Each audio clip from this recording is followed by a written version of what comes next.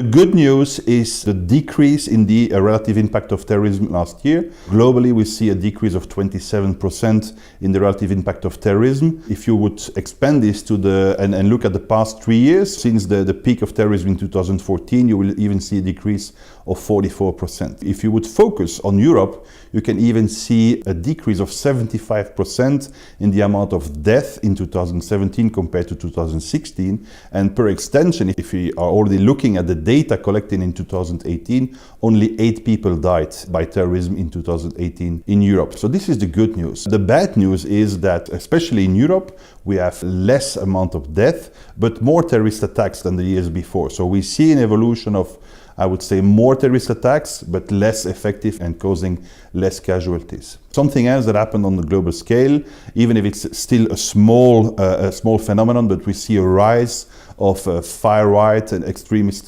terrorism also globally. Last year, 44 new terrorist groups emerged and created for the first time an attack or a casualty.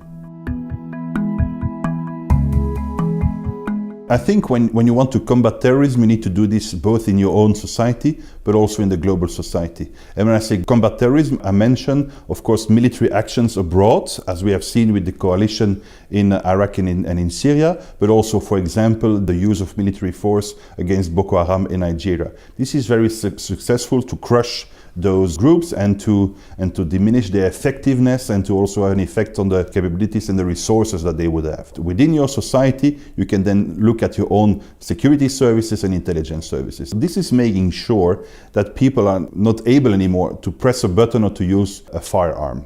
On the other hand, what you also need to do is make sure that nobody develops the idea to become a terrorist or to use extreme violence to make sure that their grievances would be taken into account by government or by, I would say, the society they live in. You need to be active on 2 levels. So you need to crush the capabilities, but you also need to address the causes of terrorism and the grievances that can then lead to the use of violent extremism in the same process.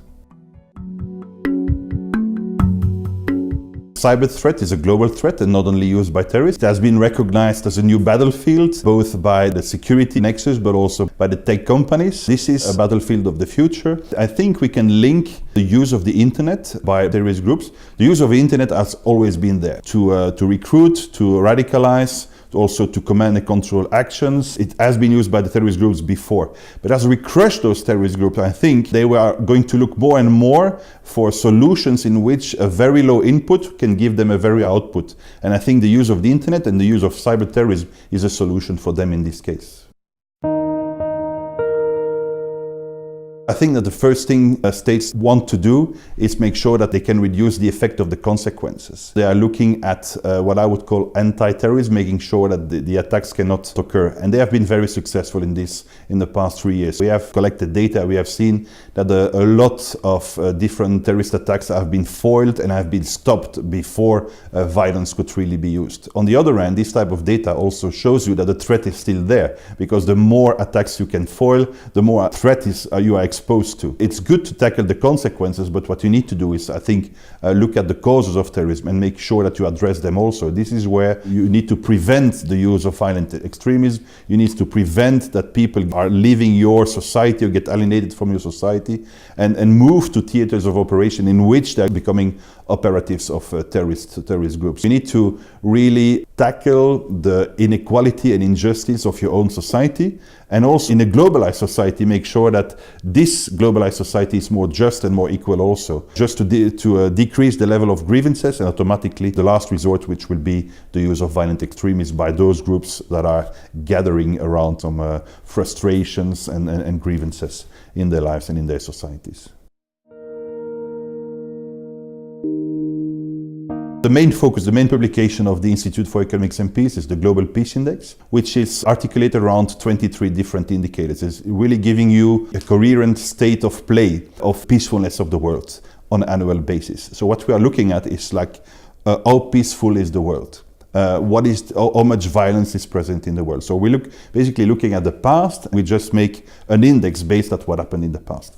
Positive peace is looking at the future. Positive peace is a change of mindset of societies. We are going to adapt institutions, we are going to adapt attitudes, we are going to adapt processes in a systemic approach to peace to make sure that societies can become more resilient if they apply the 8 pillars of positive peace. We underscore this by looking at the positive effects of positive peace. Countries with high level of positive peace will have a higher or a faster growth of their GDP, will have a stronger currency, will have better exchange rate, will have lower interest rates or better interest rates. So we link this enhanced resilience with economic factors to show that if a combined effort is put on the 8 pillars of positive peace, your society will become more resilient in the future and more peaceful also, and therefore will have also the economic benefits of this new situation. I think when your research is data-driven and you communicate the result of your research, you are providing also a data-based, I would say, evidence for what terrorism is today globally, and also its relative impacts for all the different countries and nations listed on the index. From a personal point of view, I think, especially coming from Belgium, coming from Europe, when we look at the rise of populism, the rise of nationalism in Europe in the past years, I think those movements want to install fear within societies to make sure that those scared people would then vote for them, because then they also present a solution that would take away the fear. They always base their narrative on migration, on terrorism, and they also amalgamate both of those arguments. When you can show the figures to the population, you can also educate the population, and you can make the job of a populist movement or nationalist movement much more difficult to install fear. Because basically, I won't compare them with terrorism, but the process is the same, is install fear within society to make sure that you can have an effect on population.